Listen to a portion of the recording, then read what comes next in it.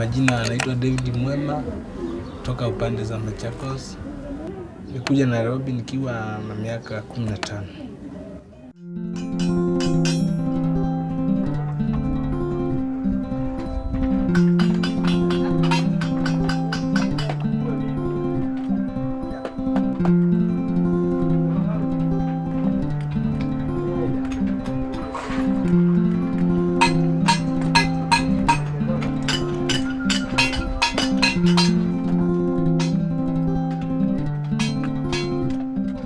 Sasa huko nyumbani nilikuwa nalima mboga, kuuza, panda. Sasa nikaona kiangazi imeanza kusidi. Sasa nikaona heri niende nikatafute riziki mahali pengine. Nikakuja Nairobi. Kuingia Nairobi nilikuwa na 300. Sasa nikakuja huku nikaanza kutafuta kazi. Sikuwa najua mahali popote naenda. Kwanza nikafika hapa ICD.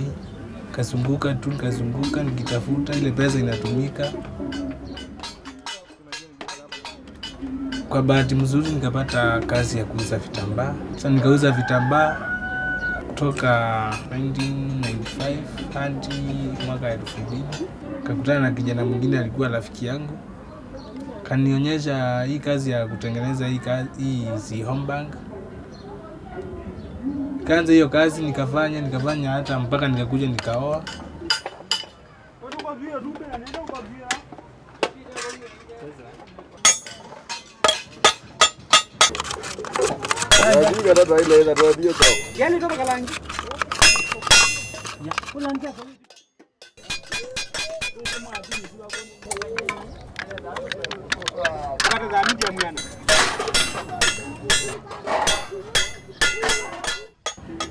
Sana hii kazi ni mzuri sana juu sipatangi hii shida mingi. Hata ni heli juu hii ni kujiandika, sio kama kuandika. Unajua mtu wa kuandika anafanya kazi na sheria. Huwezi kufanana na mtu anaenda kutafuta kazi Australia. Anaweza hiyo siku anakataa kuchukuliwa. Wewe hiyo mazao kutoka hapa kwenda huko unayafaa unatengeneza kama 200.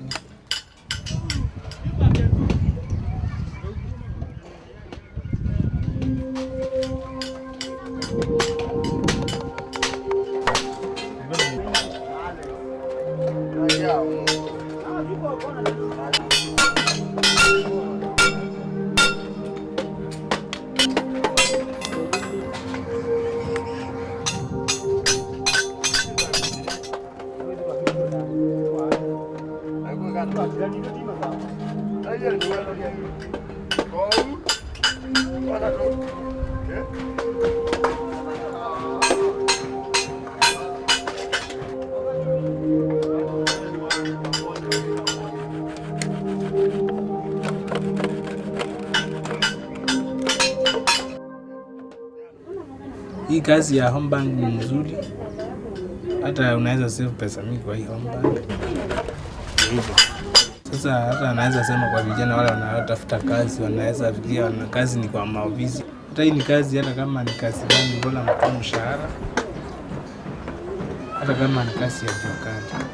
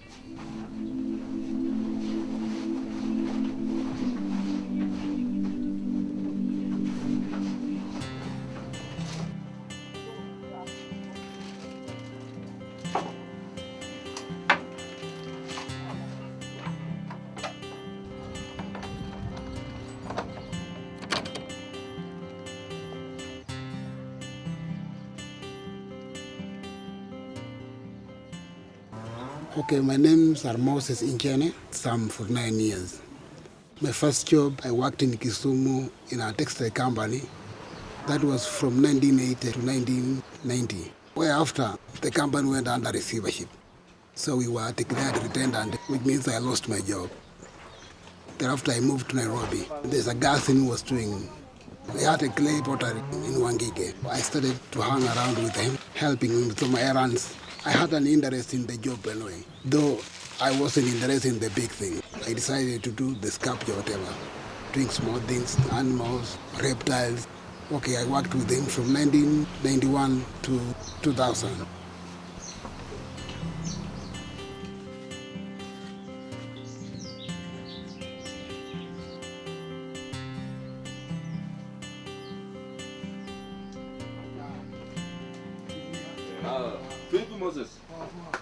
I decided to move on. I moved in Kitusuru. Thereafter, I went to Olekasasi. I moved from there, Olekasasi, that is in Ongatarongai, is when I went to Mombasa. Hardships I was saying, he was not paying well, playing with their salaries, so I decided at least I can move on and do things on my own. When I moved, I went to Kangemi, staying in Kangemi. I met another friend known as Ronald Ngala. We worked with him for around 3 to 4 years.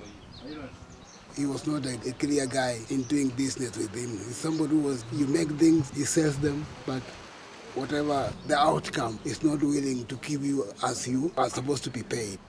We moved from there when we met another lady known as Barbara. She was interested in our job. She made us move from Kangemi to this area, Kashie. Moses, hi. Nice to see you.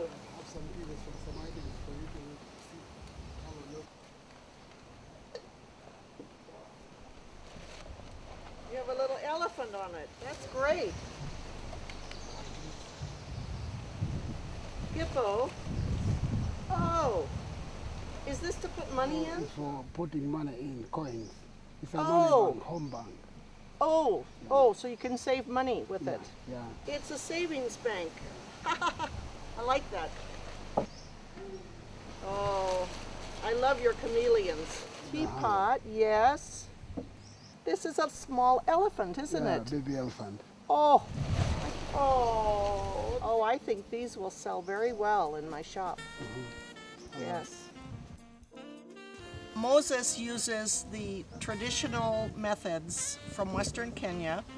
He uses the clay that he brings from Western Kenya, and he uses the traditional wattle liquid, which gives the black finish to the pottery. And I know that I'm going to be able to sell this in the U.S., and I hope that I'm going to come back and fill containers with Moses pottery and other handicrafts and ship them off to the U.S. Those who think that clay cannot take them anywhere, maybe they are misguided. The only best thing I can tell them, let them come. We are willing, or I'm willing, to help, to nurture them, know what they can do with clay. Because there are so many people I know who deals in clay and they are very rich.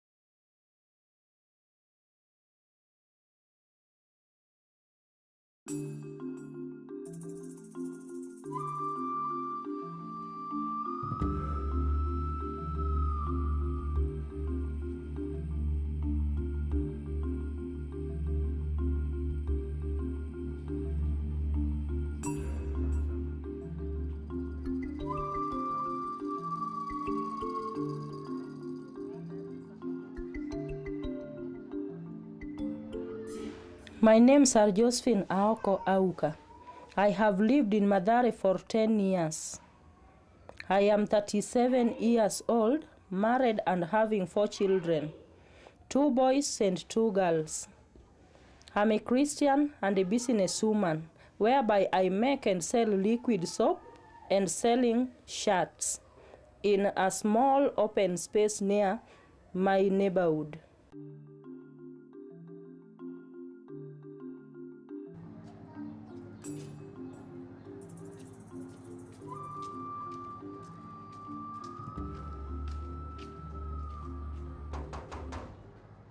Habari ya mama? Mzuri sana, karibu. Asante.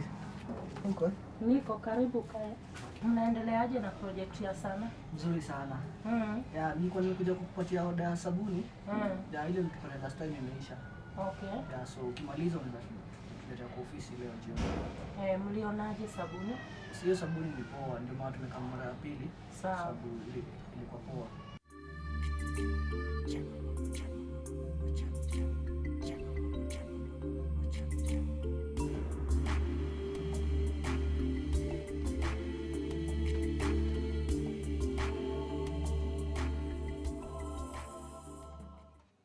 I see him as a good man and a man of change, so many changes.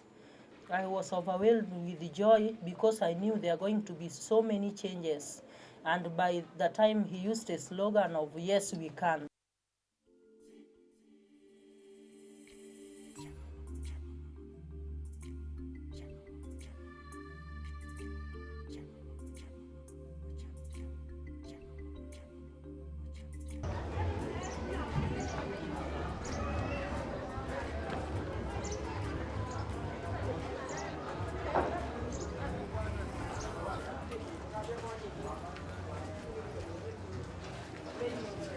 Leaje? Yamba.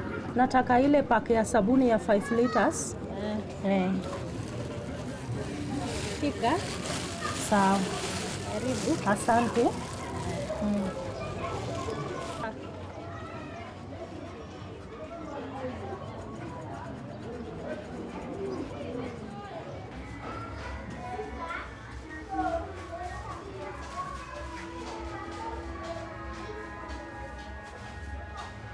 I start with mixing. I first of all pour the unga inside the bucket. I pour again ufa seed inside the bucket. I stir the two until they come to a concrete one. And then I add the other one, that is industrial salt. After adding the industrial salt, I stir again. I again poured this color, blue. The color blue was to make it have at least a color, to make it at least something that is reasonable. I added the perfume.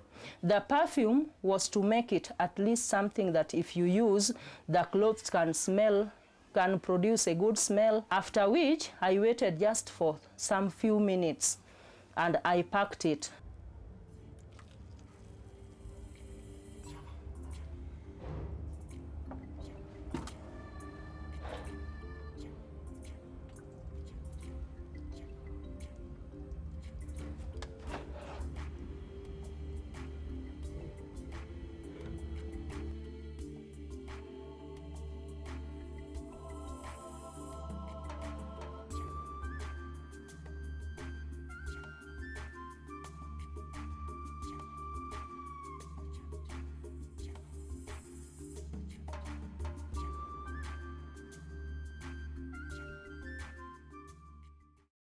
I prefer making soap because it invests the money very fast. Before, I was living in a very small house, and after which I moved to a big house whereby it is enough for my family. The community is facing economic problem. It's a severe one. And I think if so many jobs are created for the youths, the problem is going to be solved.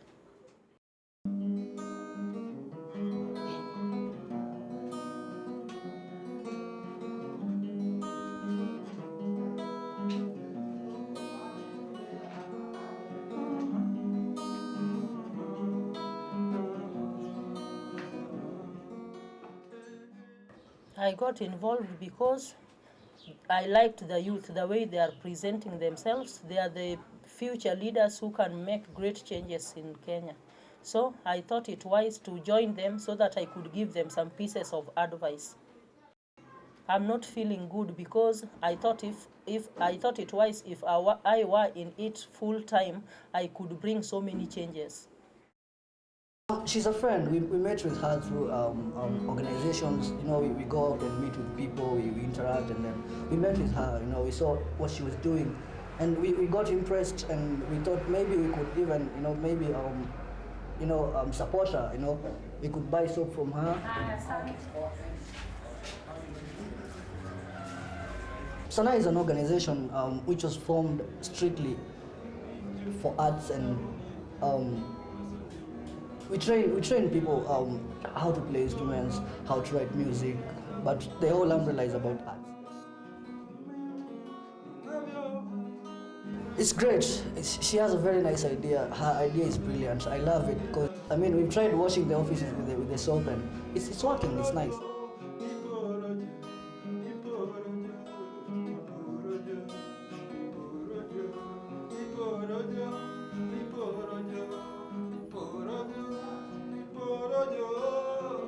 You wanna see me out, see me down, crashing down, fading away.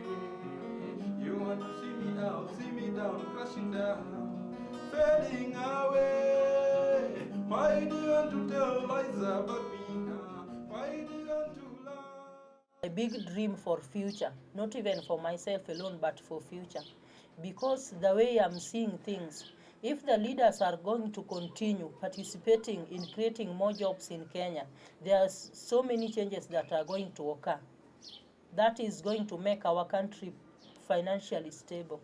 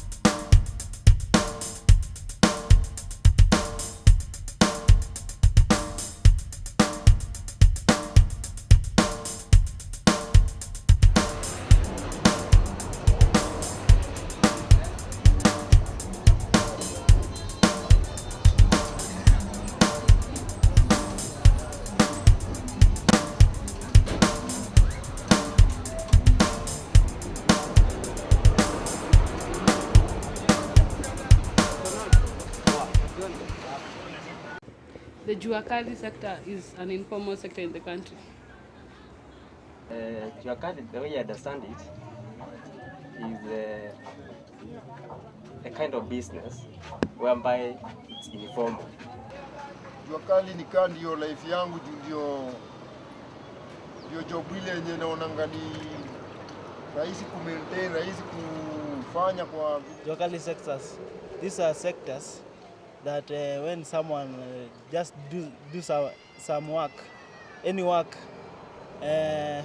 you get some income for your living.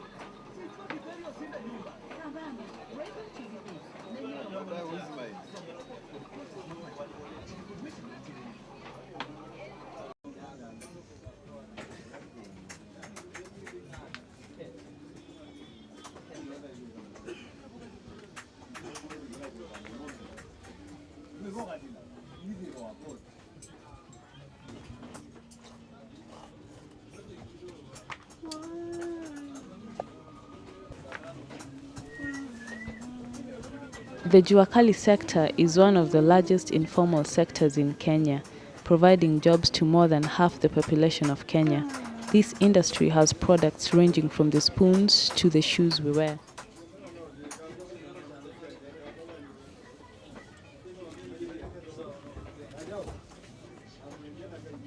Basically, everything in Kenya is a Juakali product. From the plates, the shoes, the clothes, everything. Tuko na jiko, tuko na vijiko, tuko na uma, tuko na sufuria, ziko mingi. In Juakali sector, they make some things like jikos. 2, these people who make beds. 3, there are some people who carry properties. 4, like mechanics and etc.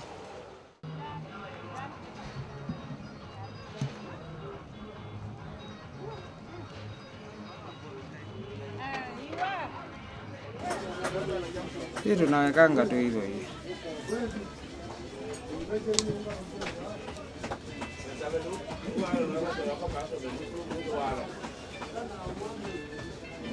Nicholas is one of the people who work in this industry. His work is to make shoes out of old and worn-out car tires, known as akala. Though to some people this may seem as one hard task, to him it only takes a few minutes to make a pair of shoes. Taught by his father this amazing skill that puts food on his table, he proudly shows us how these special shoes are made from, cutting the tire to hammering on the straps.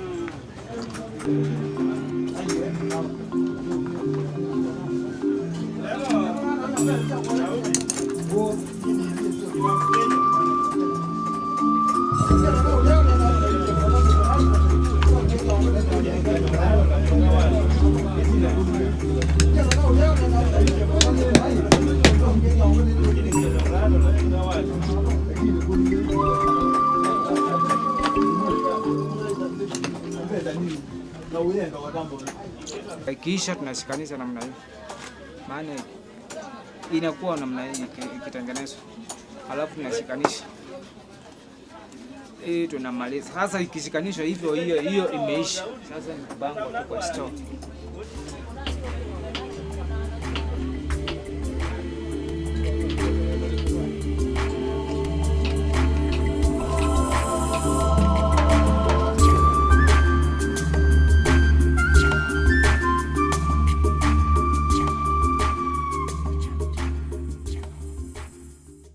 Advantages za Juakali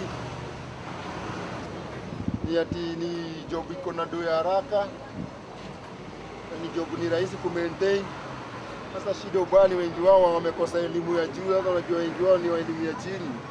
Sasa hapo ndio inawasumbua.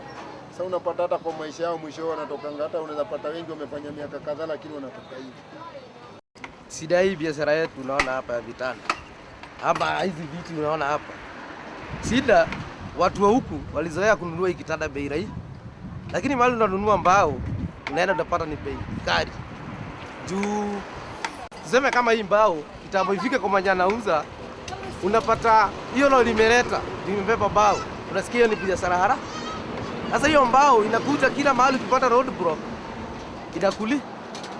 Sasa ndio unaona ikifika hapa unauzua mbao bei kali. Na wateja hawataki kutoa pesa mingi. Hata pesa kidogo.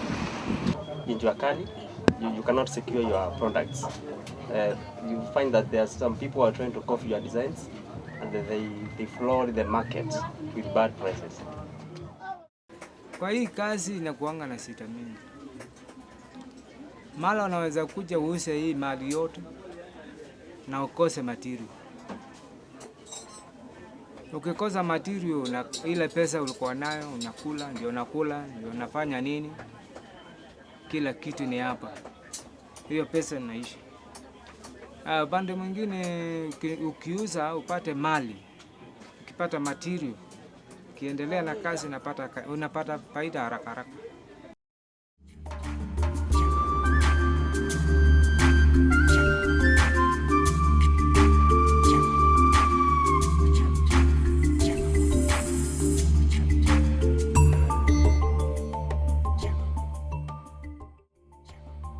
The Jua Kali sector is mostly linked to people from the slum, and what people say on the streets is what we are left to wonder.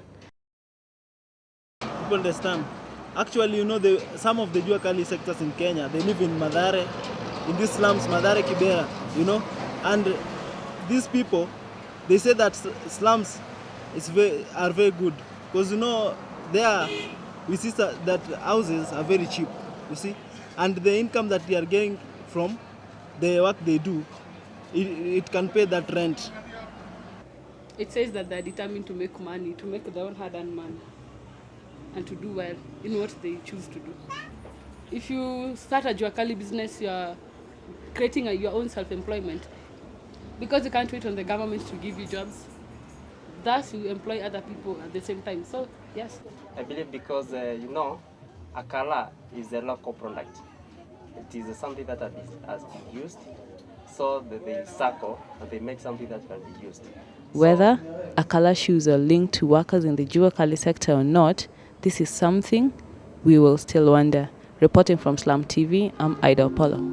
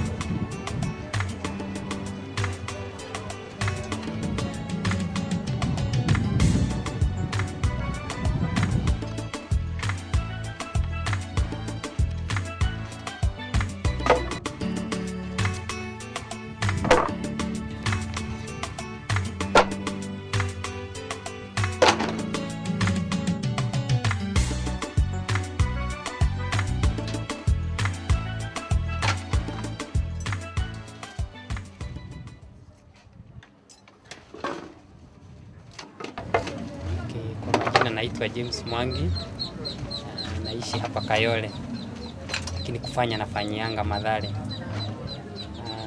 Huwa najenga vitu za mbao kama sana toys. Ile kitu ilifanya nikafikiria kutengeneza tu magari, nasitengenezi furniture zingine kama viti, vitanda. Nilikuwa perfect kwa art. Ilikuwa hata tukiambiwa tuchore kitu, wengi unaona wanataka niwachore. Kama ni art nilikuwaga best. Huwa nikitengeneza, niliamua kutengeneza kuanzia mwaka wa 2007. Wakati nilianza, wacha niseme nilikuwa desperate somehow.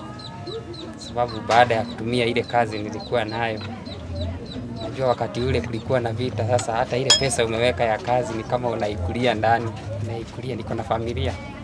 Sasa niko almost nimeisha. So wakati nilianza gari kama hii, nilianza na zile kuni zimezeeka kabisa, light off. Lakini nikavumilia sababu nilikuwa natafuta mwanga. Lakini wacha niseme pahali Mungu amekuelekeza hivi, hata uende wapi utarudi hapo, sababu nilikuwa naenda saa nyingine hiyo kibarua inakatika, inabidi nirudi kwa workshop.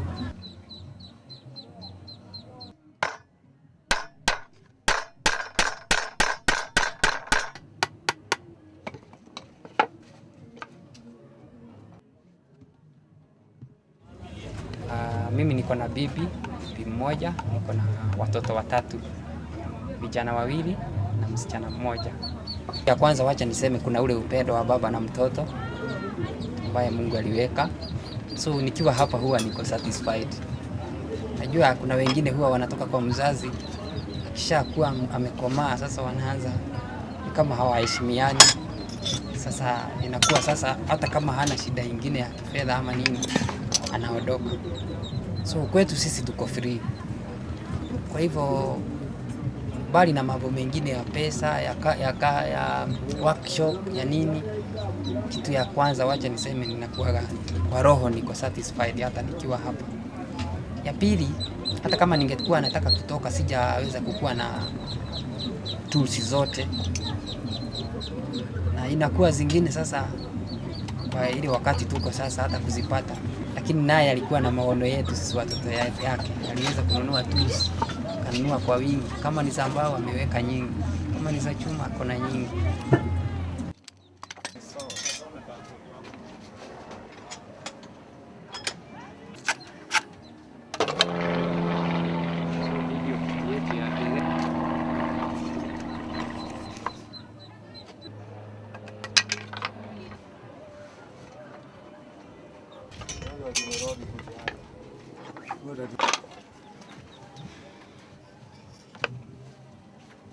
Sasa wakishabomoa ndio wanakuja wanatuuzia hizo kama waste.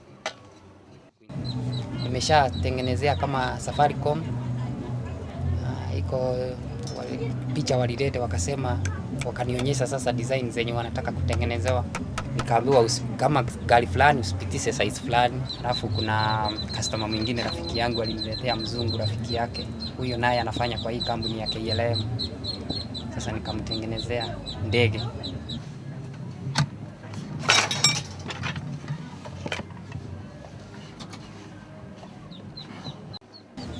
Okay, material kwa sasa huwa tunanunua hapa Gikomba.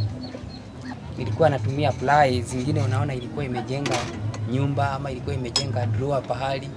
Sasa iko na imepasuka pasuka, pengine vilipaka pahali ilikuwa inatumika inanyeshewa, sasa iko na cracks.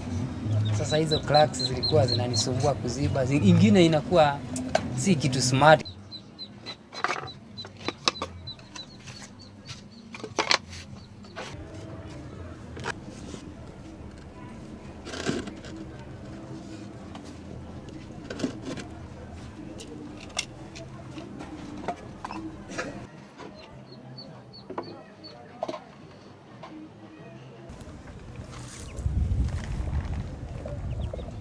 Sikutengeneza mzuri hivi mara ya kwanza, sikutengeneza rahisi hivyo tumetengeneza mara ya kwanza.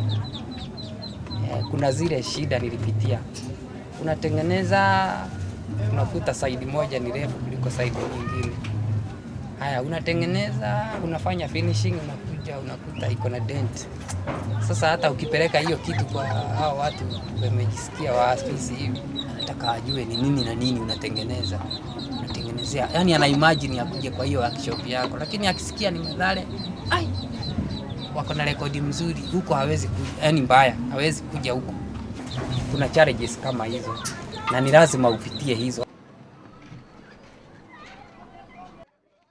Tuache kuamini, ningewasihi waache kuamini ati lazima uajiriwe. Hata wewe unaweza anjisa kitu na ukuje kuajiri wengine. Hata wewe unaweza kaa chini, unafikiria kitu, una imagine, sio kutegemea tu ile vitu imetoka nje. Maoni yangu ninataka, kama vile ningeomba Mwenyezi Mungu anisikie maombi yangu, ningelitaka siku moja nione niko na workshop yangu, niko na wafanyakazi, ninatengeneza vitu nyingi.